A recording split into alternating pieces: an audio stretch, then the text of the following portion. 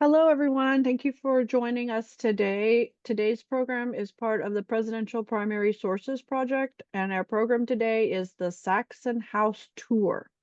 It is being presented to us today by Park Ranger Lisa Mead. She's the education specialist with the National First Ladies Library and Museum. Presidential Primary Sources Project is a collaboration between Internet2, the National Archives, and the National Park Service. It's a free series presented every year from January through April. This is just a quick reminder that by participating today, you are agreeing to be recorded and archived.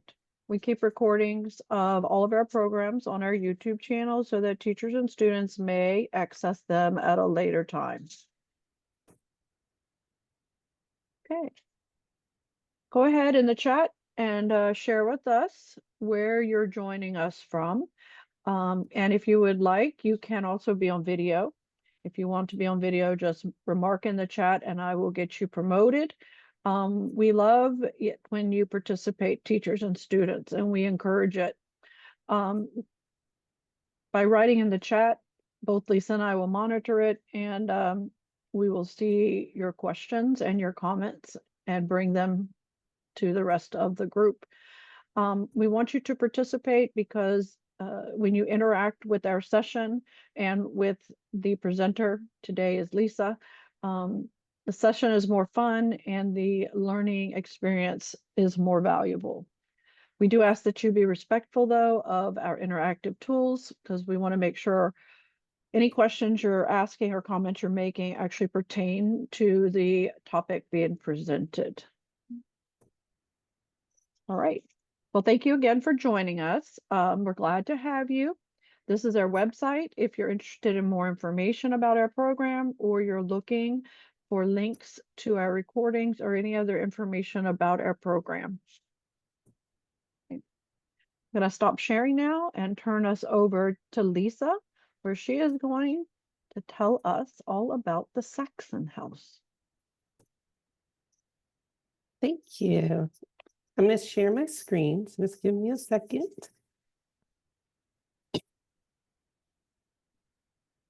It always takes just one moment to organize all the screens after you share. They change slightly. So yeah, like she said, I am a park ranger. I am at First Ladies National Historic Site, and that is in Canton, Ohio. If you don't know where Canton is, it seems like we have some people from all across the country, South Dakota, St. Louis, Missouri. We are about an hour just straight south of Cleveland, Ohio. You may have heard of Canton because that is where the National Football Hall of Fame is, but we're here too. If you want to come visit, you can see two really cool things. And we're one of the many sites that make up the National Park Service. So our site has two buildings. So you can see a picture of one of them kind of in the bottom middle of the screen. That is our visitor center, that tall old bank building. It's just filled with First Lady artifacts. So in here, our partners at the National First Ladies Library curate exhibits that change once a year. So you can see new things, even if you've been here before. In this building, of course, we have the Park Service Classics. We have the Junior Ranger badge. So kids of all ages can participate and earn badges like these kids in this picture who have clearly gone a lot of places to get badges. We have our movie that shows in our theater in the lower level. And then our other building, our main focus for today, is the historic Saxton House. So this is the home I'm going to be leading you through. And we call it the Saxton House because it was a family home of Ida Saxton McKinley. Her family lived here, and then eventually she got married and her husband moved into this house with her family. So we can use this home to tell her story and to tell what happened in her story after her husband became president of the United States. I have a question for you all before we get started here. Would you like it if someone in your family became president of the United States? Like someone in your immediate family? And you can answer in the chat, yes or no.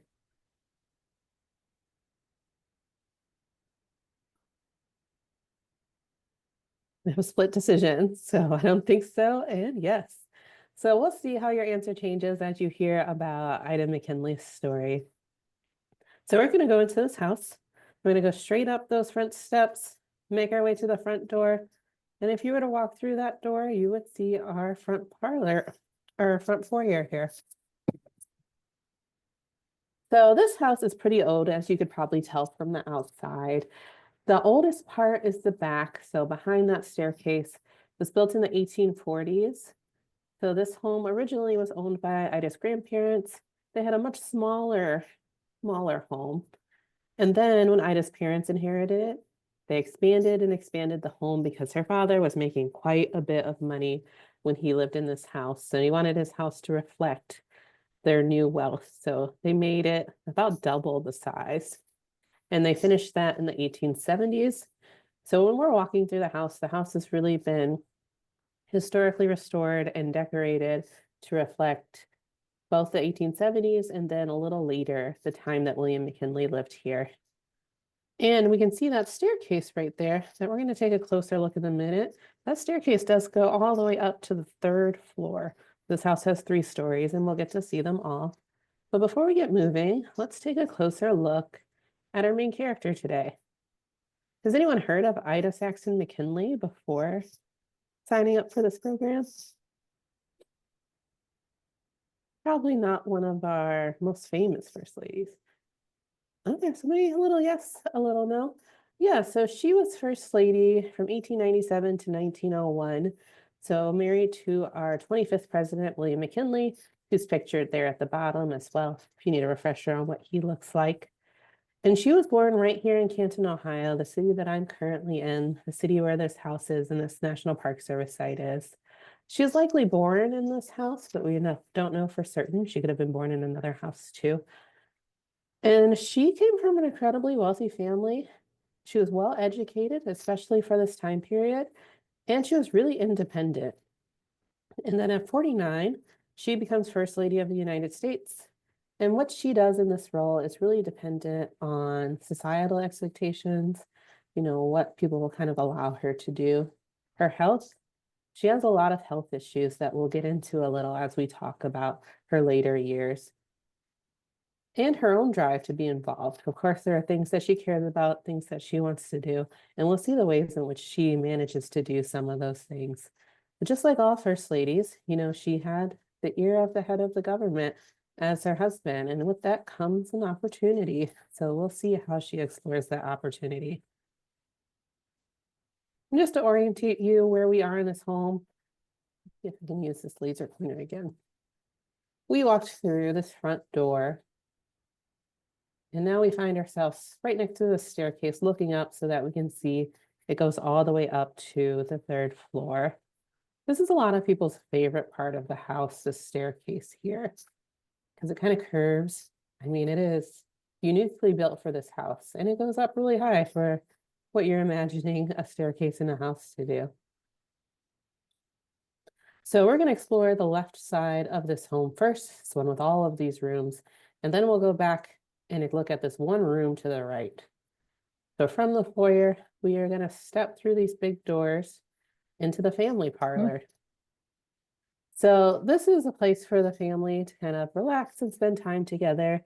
It's not really a place that's big enough for guests. If you think of kind of a family room in a more modern home, that's essentially what this is.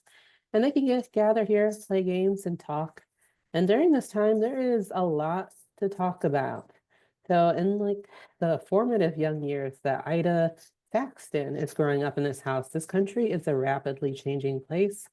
There are new additions to our country, new states, California, Oregon, and with these new states and other territories that are being added, there are questions about what is this country going to be for the people that live here? What is it going to be for women? Are women going to get the right to vote? There are women's suffrage groups forming as Ida's growing up. What is it going to be for enslaved people? Are these new states coming in going to be slave states or free states? And then when Ida is just a young teenager, the country is going to erupt in the Civil War. That's in 1861. So you can imagine some of the conversations that the Saxton family is having in this room. And if you need a visual of who is having these conversations, I can see who asked, who is in this big painting? That is Ida's father, James Saxton. So we're actually gonna move that painting to the other side of the wall so we can picture him and Ida's mother, Catherine DeWalt Saxton, together in this space. Mm. So Ida had three siblings, or two siblings. She was one of three. She's the oldest, and she was particularly close to both her mother and her father. Her father is really concerned about the well-being of women during this time period, and that is a concern that has spread through the Saxon family in different generations. And that is why there's something very unique about this home, that it has passed down through the women in the family. So it went from Ida's grandparents to her mother to her sister Mary to Mary's daughter. And that's intentional.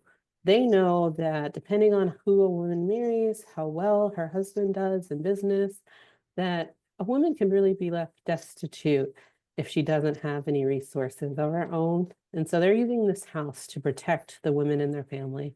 So no matter what happens in their lives and their marriages, they always have this house to fall back on.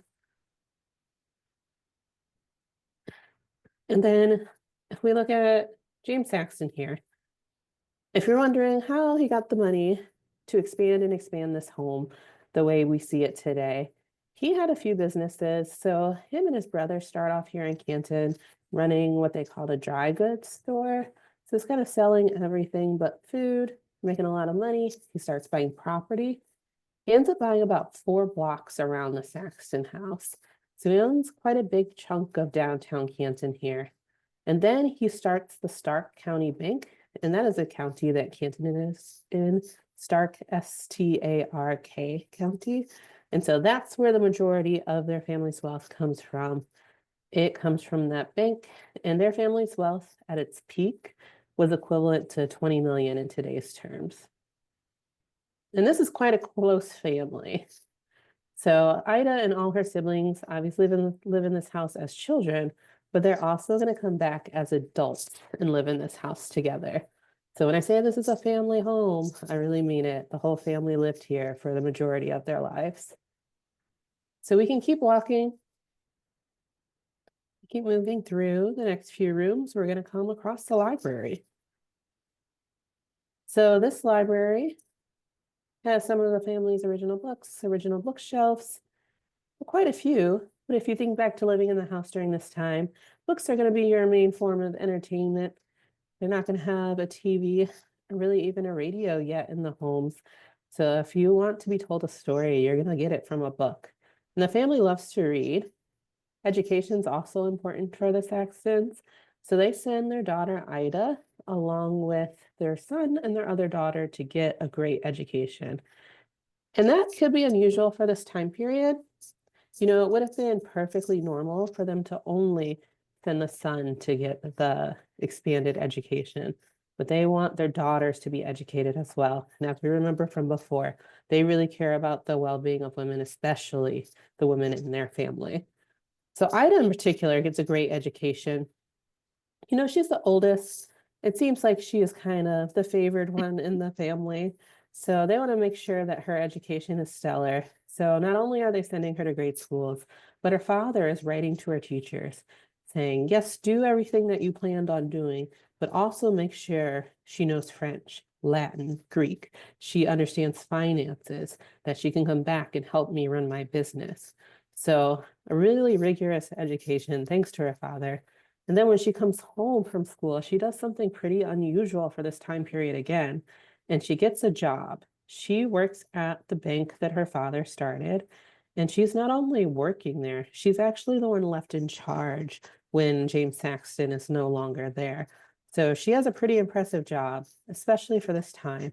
And it causes a little bit of scandal throughout town because people just can't believe that there is a woman running a bank. And if we look at the other side of this room, we'll see this rug on the floor. In fact, we have another view here. So this rug is pretty significant to Ida's life. She got it on a trip to the southwest of the United States, what would become Arizona. It's believed to be a Navajo rug.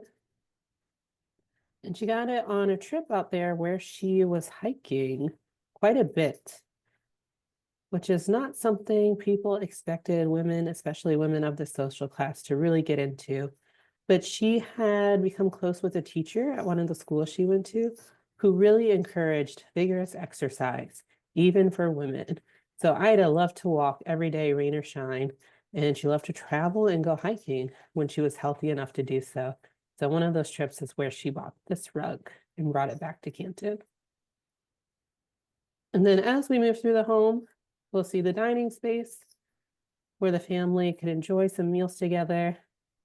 Unless you were a child and then you had to eat in that other dining space. Children didn't really join the family until they were considered adults in their teenage years.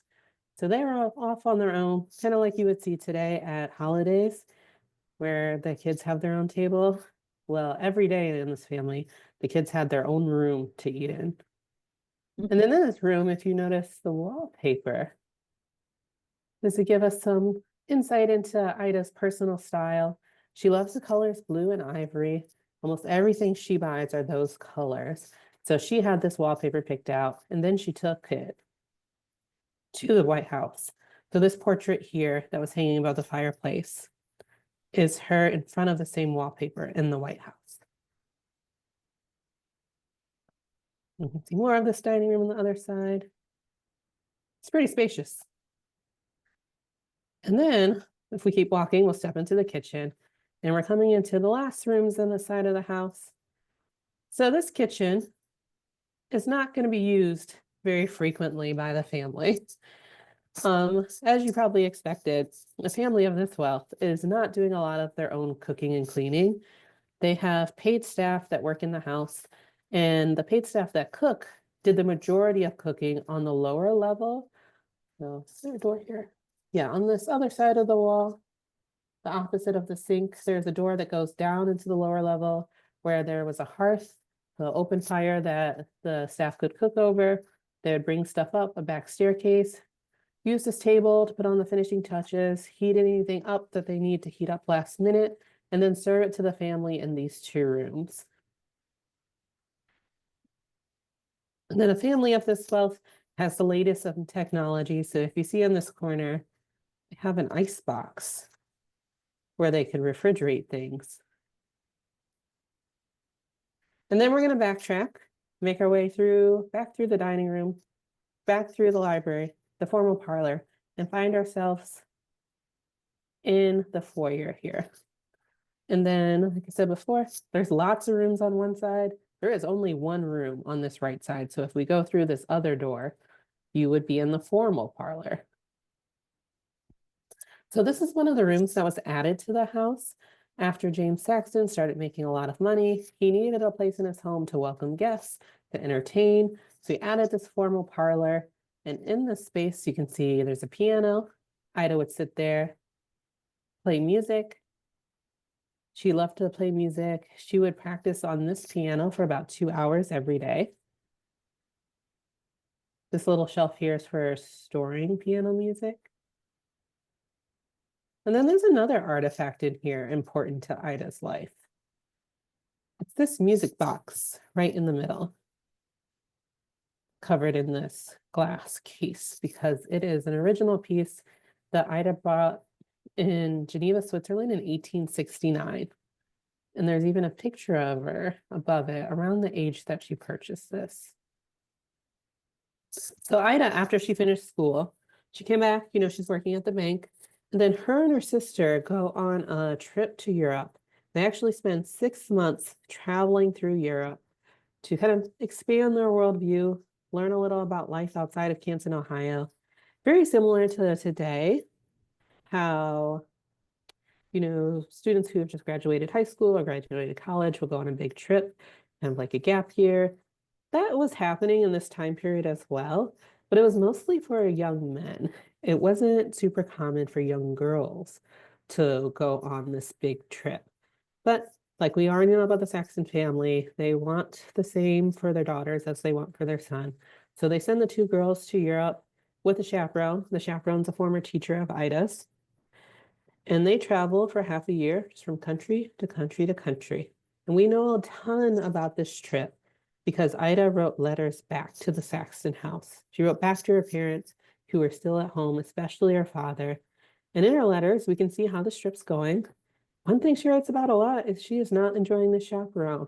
She doesn't think the chaperone's taking them to the right places. She thinks the chaperone's spending too much money, that she could have managed this trip better herself. So it seems like maybe some things don't change over time. And Ida at this age, what, like 22, 23, and she is thinking she could have done a much better job than this woman who is chaperoning their trip. And when she says she's not taking them to the right places, we know exactly what Ida means in her initial letters, that she not only wants to see the tourist attractions, the churches, the museums, she wants to see the real life of the country too. And so Ida, when she had grown up in Canton, she had not seen a lot outside of like her class, her social circle. You know, she has gone to the theater, she goes to the opera, and then she goes to school. She's not seeing life that is not like hers, but she is seeing that when she's in Europe. So as they're going through the countryside of Switzerland and then later the farmlands of Brussels and Belgium, she is seeing something she has never seen before. She sees extreme poverty for the first time. So she sees people working in fields in the hot sun all day, women selling lace to survive, and people sleeping in barns with animals.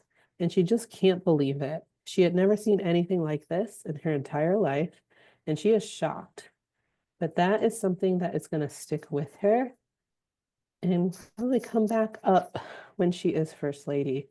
But if you can imagine returning to like this lavish home after you've seen that, it's really like an eye-opening, life-changing type of revelation. And it definitely was for her. So if we step back into the foyer, we're going to have to make our way up these stairs. So we are going to skip the second floor.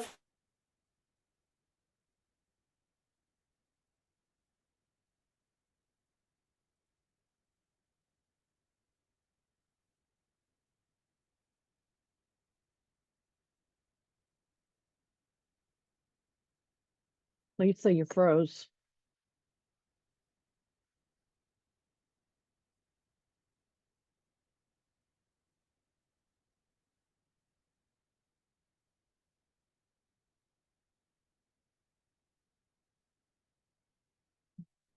Okay, students, bear with us for a moment while she readjusts her connection.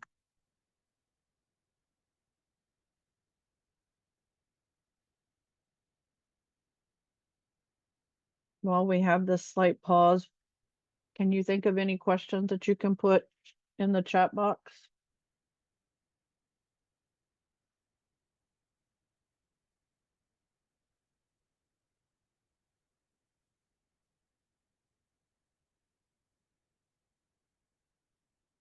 Anything standing out to you?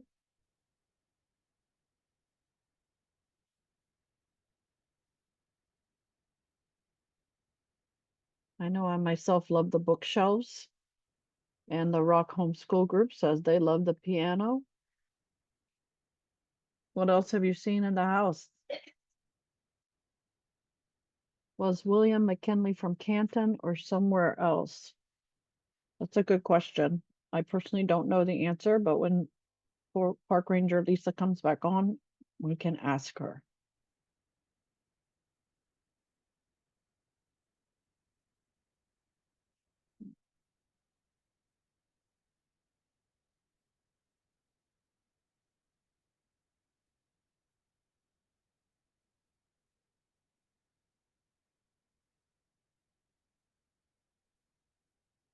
Okay.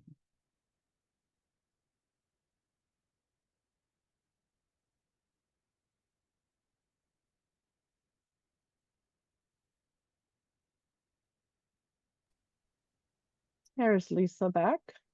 I am back. I don't know how I keep getting kicked out. No worries. I tried to talk to them while you were rebooting, and we have one question. Oh, You okay. wanna, you first froze, by the way. And Okay. then you disappeared. Was William McKinley from Canton or somewhere else? So He we're was from learning that somewhere else. Okay, we're learning that Ida's from Canton, but William McKinley was from somewhere else. Yeah, so he's Oh, from Ohio. He's one of our eight Ohio presidents, eight that we claim. And then he was born in Niles, Ohio. So he didn't grow up nearly as wealthy as Ida did. So his family moved around quite a bit for work. So they're moving all over Northern Ohio. Eventually, some of his older siblings settle in Canton. He has some older sisters come here. They do really great things for the public education system. And so he follows his big sisters as a lawyer and kind of settles in here. All and that's how right. they met after he settled in Yeah, he Canton. became a lawyer and he's doing really well for himself. He is working with James Saxton, who is Ida's Mm-hmm. dad. James Saxton is super Yeah. impressed with him. And so he starts inviting him to these parties that they're having at the Saxton house, which brings us back to this room.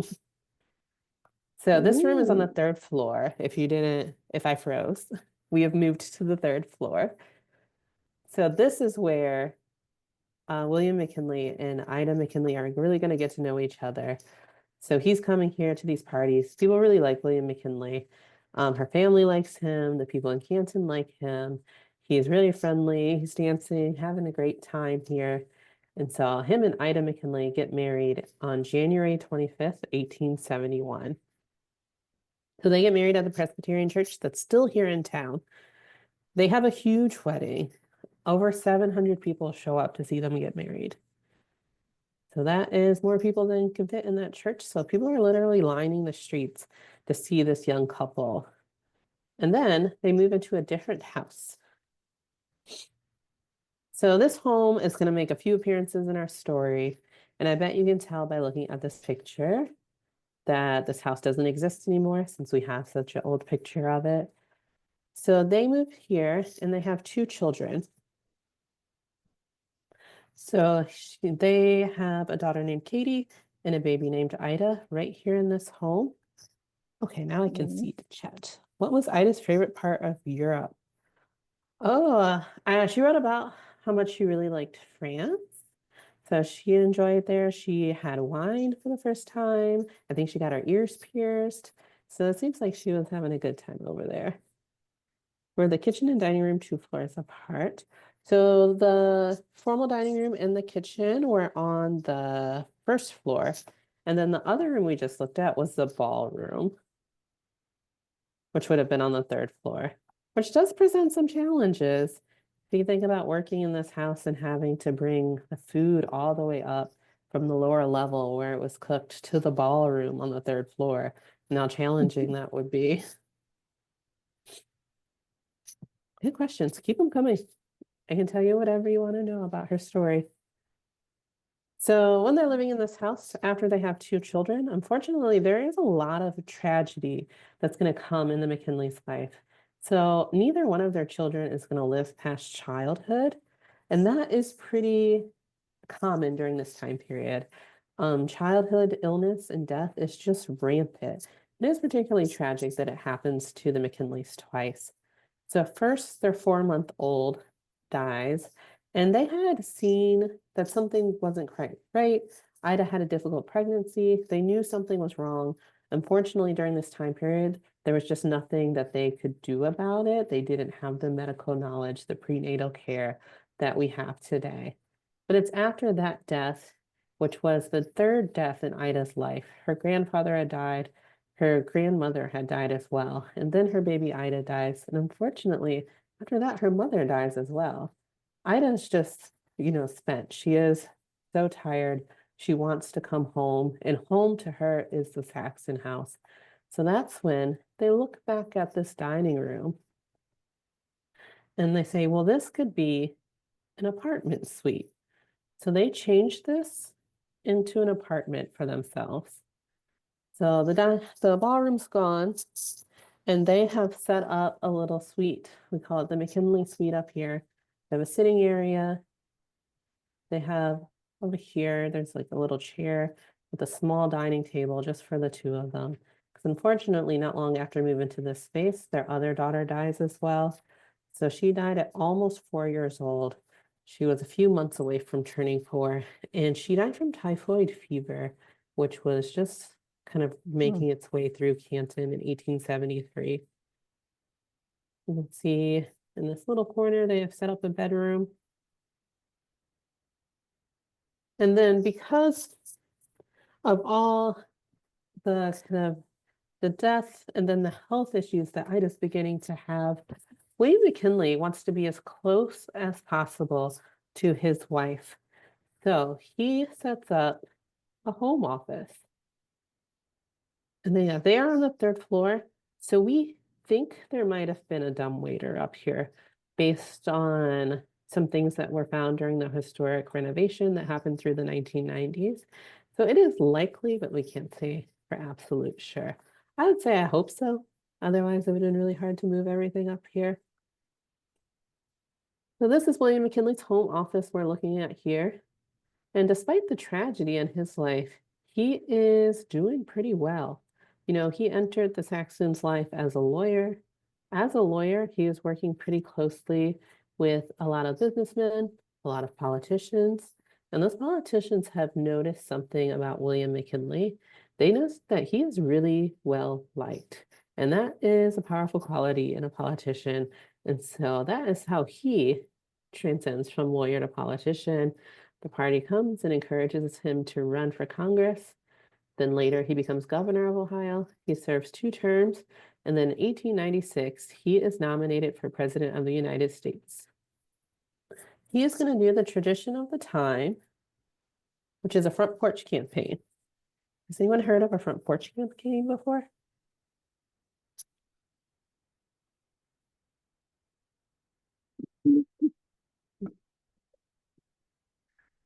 If not, it's okay. I feel like if you're from Ohio, you've heard a lot about it, but you all aren't from Ohio. So it was started by James Garfield, who was another president from Ohio. And it was a way for presidential candidates to kind of present themselves as more modest, unassuming, kind of like they're being forced into this leadership role, not pursuing the leadership role, which was a better look for the time. So William McKinley is going to do a front porch campaign, but he doesn't want to do it from the Saxton house. So he goes down the street and leases their original home. You can see the porch of it here. So the home they moved in after they were married, and this essentially becomes like a campaign house. And it's during this time, this campaign time, that people begin to notice something about Ida. So we can see her sitting in this chair right next to her husband.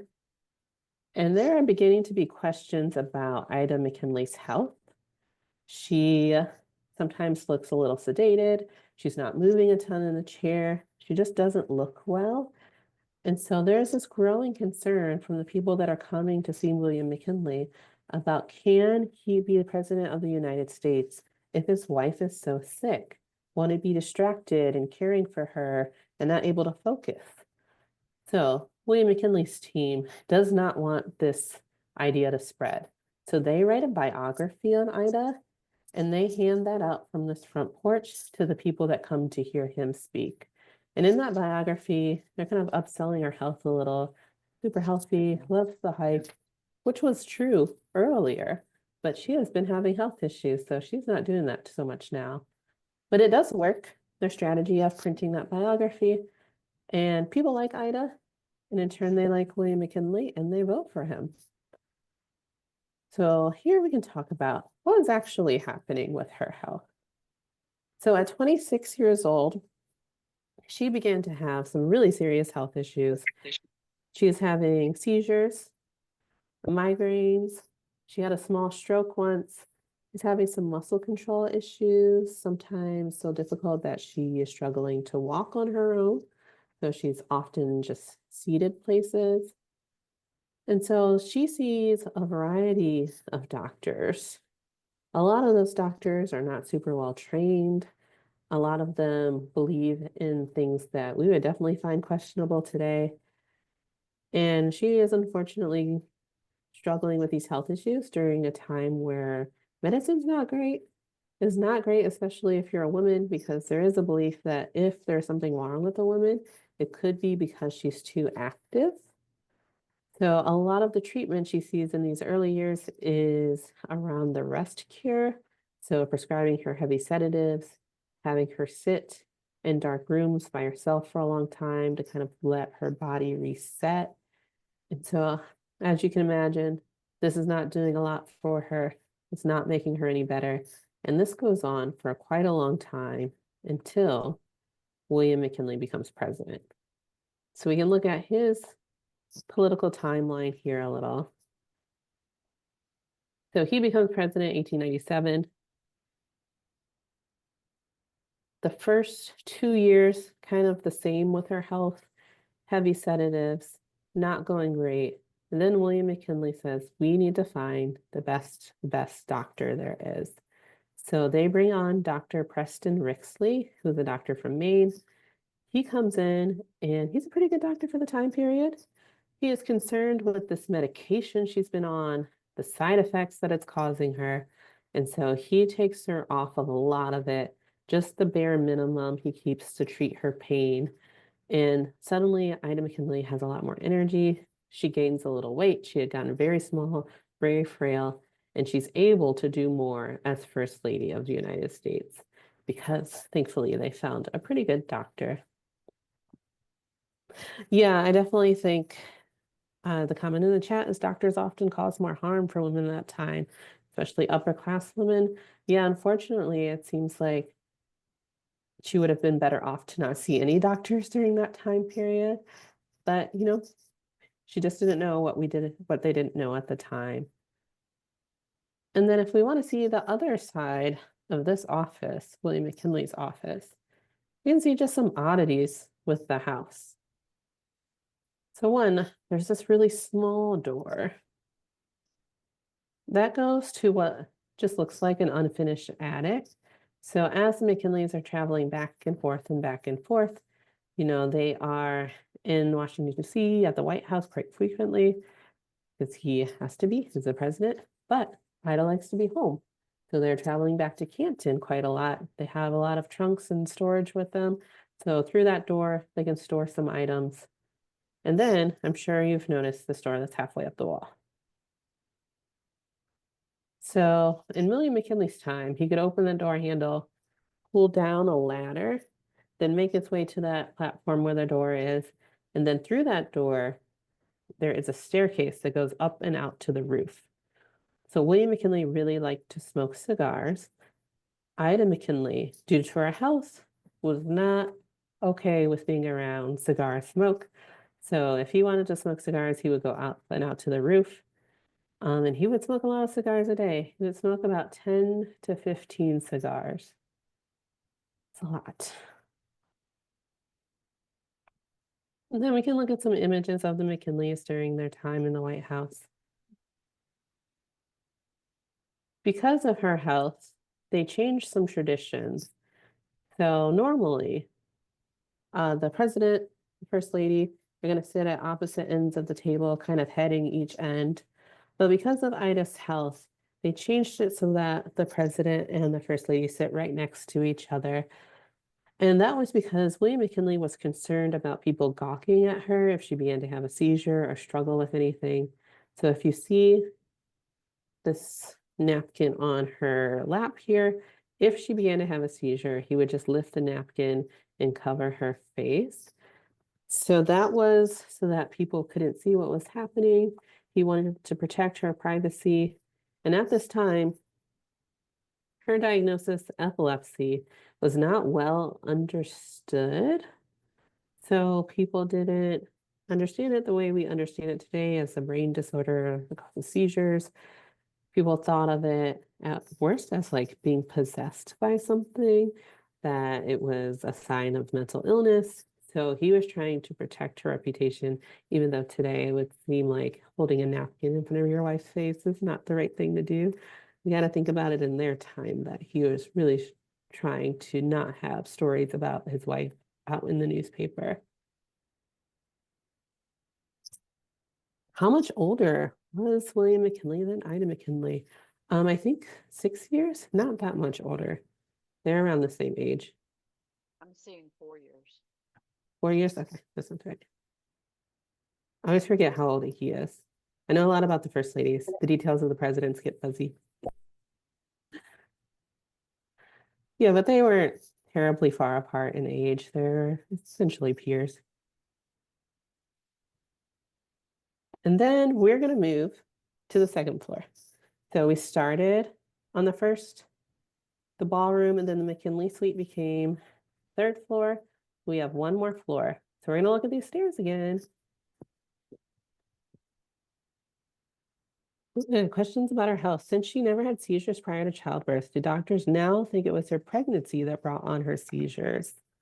So there was like a doctor in 2015 who wrote a book called First Ladies and Their Health. And in the Ida McKinley section, he had essentially two ideas of what was happening with her health.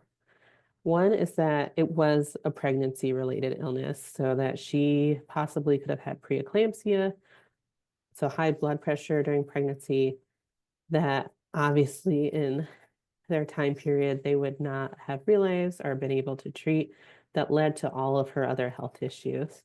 His second idea was that she possibly had a brain tumor, and that brain tumor got worse over time. So either coincidentally during pregnancy that it really started to interfere with her life, and that would be what eventually caused her death. And of course, it's hard to look back into the late 1800s and figure out what was going on with someone's health, particularly because women wanted their health to be private. So intentionally not leaving a lot of records or documents about what was happening with them makes it even more challenging now to look back and try to figure it out.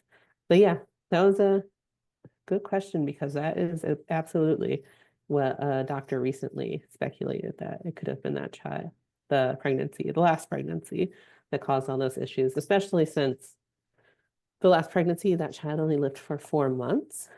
And then one thing that comes up all the time just by visitors being here and hearing her story is that part of her symptoms sound like MS, that the coming and going of the muscle pain, sometimes debilitating and unable to walk, and sometimes being okay and being able to move around, sounds very familiar to a lot of her visitors that have MS.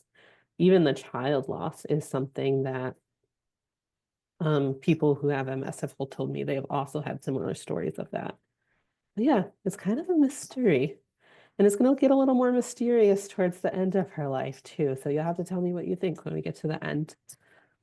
So this second floor, we can see this long hallway, this layout here. It's the same size as the first. So every kind of space that we saw in the first is replicated here in the second, but instead for bedrooms, because Ida's whole family lives here. So her brother, her sister's husband, her sister's 7 kids would have all been in the space for a while. Her father lived here too after her mother's death. Eventually, he's going to move to upstate New York. But that means at max, they had, I think, 15 people living here. So it was a big house. I know it looks big from the outside, but they really used every square foot of it. They filled it with family. So if we keep walking through this second floor, in the first room we'd get to, we have artifacts from Ida's life, pictures of her over the years, things that were important to her. There's this fan on the shelf here. So Ida loved those Victorian fans. She collected about 200 of them. So I imagine she bought some herself, but also what I think happened is that she may have told someone at some point she collected fans. And then before she knew it, people were just buying her all kinds of fans. I don't know if you've ever told someone you collect something, but it's often a mistake, because you will get those things forever. And imagine telling someone you collect something and you're one of the most famous women in the country, how many of those things you would get. And then on the shelf here, there's a pair of slippers. So we can take a closer look at one of those. So these were made by Ida McKinley, but she didn't just make one pair. She made about 3,000 pairs of these. And that's quite a lot, especially for someone, think about like her health issues, her muscle control issues. It means she had to be doing it almost as frequently as she was able to physically. And she has a plan for all those slippers. She'll make a pair and then she'll donate them to a charity. And then the charity has something made by the president's wife. So they can gain a lot of attention, they can auction them off, and then they raise money for their cause. A lot of these slippers went to organizations that helped women in poverty because she never forgot that experience overseas, seeing that for the first time. And as a first lady, she found this really clever, socially acceptable way for her to get involved in that issue that she cared about so much without drawing too much attention to herself. She often made them in her favorite colors. She loves blue and ivory. You see, these are, I mean, they're pretty old, so they're a little faded, but the ribbon is light blue and the slipper is ivory. And then the last two rooms we're going to look at are actually made to look like this house.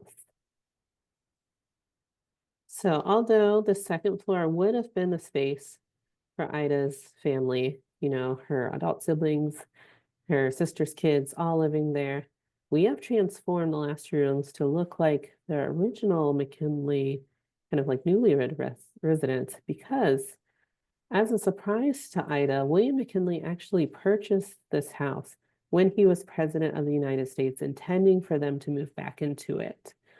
Now, he he had never bought a house before. So he had lived in this house, he had leased it, and then he moved into the Saxton house. And then, you know, they were in the White House, the governor's, well, there wasn't a governor's mansion yet, there was a hotel they stayed in. So this is actually the only house William McKinley ever purchased.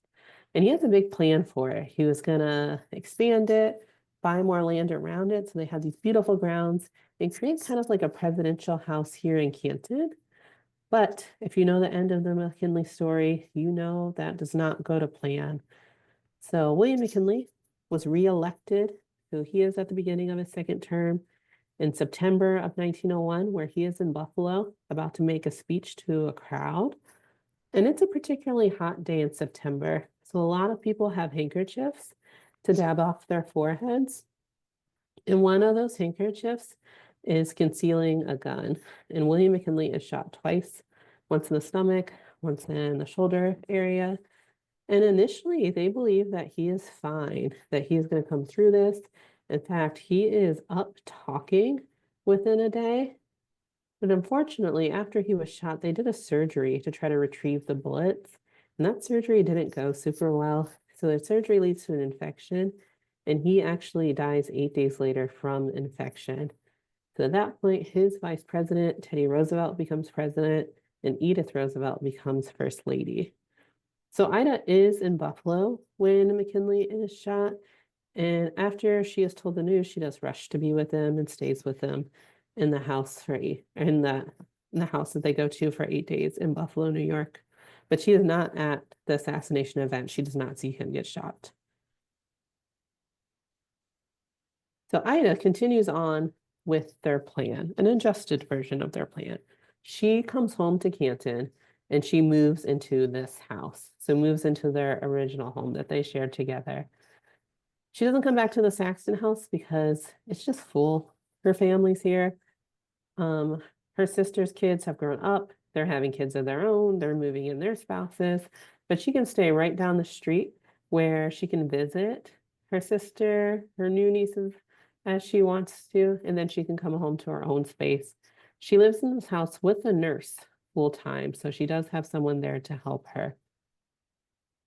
So luckily, there were pictures, all kinds of pictures of the inside of this house, and a lot of the furniture in the house that belonged to the McKinleys, the original furniture was saved. So as we walk through the next few rooms, we will see what she saw in her home at the end of her life. She always had a portrait of their daughter, Katie. And that portrait went with them wherever she lived, from the Saxton house to the White House, and then back to Canton with her. And then in addition to that portrait, now she has a portrait of her husband that always hangs in her home as well. We keep walking, we will get to the bedroom. So this is what Ida McKinley would have seen, her bed, her original furniture here at the end of her life. And you can also see where we are in the house, in the back room here. So Ida, when she returned to the campaign house, there's something mysterious again that happens with her health. You know, she has that nurse full-time living there. She also is visited still by the doctor. President Theodore Roosevelt has instructed the doctor to continue his visits with Ida, come to Canton, check on her. And she has stopped having seizures completely. Once she leaves the White House, she never has another seizure for the rest of her life. She also gets a little bit of energy. She begins walking every day. She wants to walk to her husband's grave every day. And she also is beginning a social life again. She's going to the theater, to the opera. She is coming to the Saxton house now to visit her nieces, to see one of her nieces get married. And her grandnieces, her niece's children, are coming to her home to visit her. So she has pretty active life for the next 6 years. And then she dies in 1907. She is 59 years old. She's 2 weeks away from being 60 years old when she dies. And what she dies of, we really don't know. It seemed like she had started to get better. She did write a letter to one of her nieces saying that she was sick with the flu about 2 weeks before her death. Could have been the flu. It could have been the combination of whatever the illness was that she had this whole time. But it's another one last mystery for Ida McKinley's health. And I know when we think about Ida McKinley, if you are familiar with who she is sometimes remembered as an inactive or absent First Lady. But I think that's far from true, especially the more we learn about her life. I mean, she was a confidant and advisor to William McKinley. They really saw each other as equals, both uh, in their marriage and intellectually. And just like all first ladies, she had a choice of how involved she wanted to be. And despite her health, when really that could have given her a reason to do nothing, she still crochets thousands of slippers, 3,000 slippers, and gives those to charity. You know, and it's worth considering, like, without her family's wealth and connections and her support, if William McKinley would have become president of the United States. The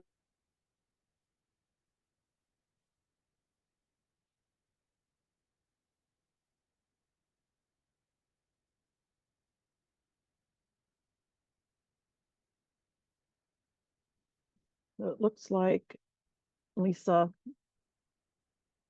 has been kicked off again. Um,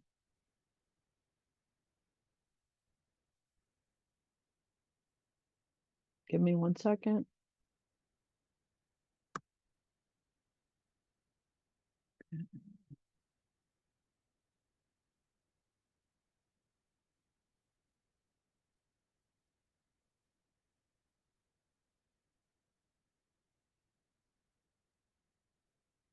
It looks like she is going to go off and come back on. My apologies for that. Not real sure why the kick out is happening. Okay. Um, Commitments, causes she believed in, like women's rights or children's rights or work. I do not know. That would be a question for Lisa. My apologies. And was she supportive of McKinley becoming president? I don't know that either, but let's see what we can find out on their website.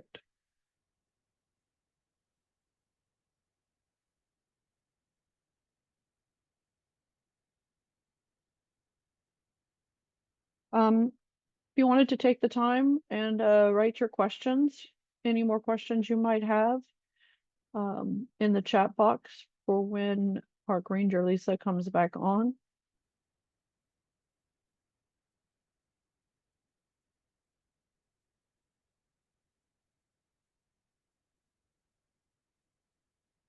Oh, okay. Oh, I'm sorry, Lisa. I have to put you in again. My apologies.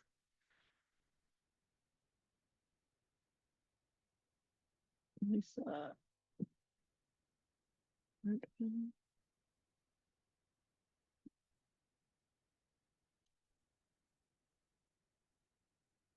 Okay, just a quick look here says that she did support her husband as he made his way in politics. Oh, that's good. There you go, Lisa. You have some questions while you were out. Perfect. If you could read them, I can't see anything before I joined. No worries. One wants to know if Ida had any particular commitments or causes she believed in, like women's rights or children's work. And the Yes, other, she was a when you supporter of finish. women's suffrage. So, she would have been in the White House about 20 years, 23 years before women got to write the vote. But there was definitely, I mean, it had been a movement almost her whole life. So we know behind the scenes, based on her letters, her diary entries, that she was a strong supporter. She sent a bouquet of flowers to, oh, what's the famous suffrage? Susan B. Anthony. And she even encouraged her husband to talk to her. So yes, she was a strong supporter of women's suffrage. Anything with children's rights, considering she had two daughters that Not that she wrote about. So nothing I can see. I wonder if had she lived a little longer, as medicine progressed so much, had she really been interested in like doing more to protect children's health. Mhm. Okay, and the next one we have is, was she supportive of her husband becoming president? Yes. Yes. Yes, definitely. There's even in one of the William McKinley biographies, he directly asked her in a letter, like, are you okay with this political life? And she is absolutely full steam ahead, which I think for a lot of first ladies is rare. Rare that they are asked, and also rare that they want it. And especially at that time. Right, yeah, it just seems like just rigid expectations for women during that era, and to be one of the most famous women, even worse. And then we have, what year did the Saxon House become a historic site? Okay, yes, I can see this one now, so I'm caught up. Oh, So okay, it's in thank the you. year 2000. So semi-recently, given how Mm. old our story is. So it started with a nonprofit. So the National First Ladies Library and Museum is our nonprofit partner. And the house was going to be torn down. So it had fallen in disrepair, and the city of Canton was just doing a big urban renewal project. And so it was one of many properties that was slated to be demolished. But it was saved thanks to a descendant of the Saxon family. It's actually Ida's great nephew. So her sister's daughter's son. So like 3 generations away from Ida, who bought the house, started to clean it up a little. And then thanks to the nonprofit came in, the National Park Service came in, and together they worked on restoring this house. But it wasn't until 2000 that it got the name First Ladies National Historic Site, as our story began to expand outside of just Ida McKinley. Did the items in the house come from the family? They weren't in the house when they were restoring it, were they? Exactly. Yeah, they came from the Okay. family. In fact, the longer the site has been here, the more original artifacts have come back.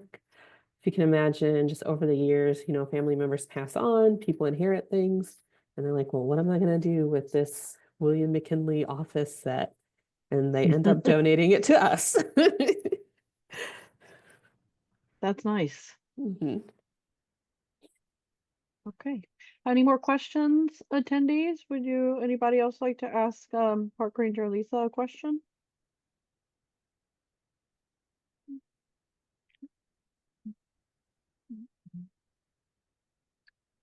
Okay, well, we appreciate you joining us today, and listening and taking the tour of the Ida Saxon House. We appreciate your participation and your questions. Thank you, Lisa, for being here today and for giving us this guided tour. It was really interesting. And beautiful. Yeah, I yeah. love looking at other people's houses. I know. If nothing else, you just want to look inside. I know. Yeah, Yeah, thank you all beautiful. for listening. Thank you for asking so many really great questions. That always makes it 100 times better. I'm trying to get the participation up, but sometimes. So No, anyway, they were great. It's good to know people are on the other end of this, and I'm not other just end. talking. Well, we do hope you all learned something and gained a valuable experience today. All right. Thank you very much, Lisa. We at Internet 2 and the Presidential Primary Sources Project, thank you very much for being with us today. All right. And Sure, no problem. attendees, we will see you at another session in the future. Bye. Okay. Bye, everyone. Have a good weekend.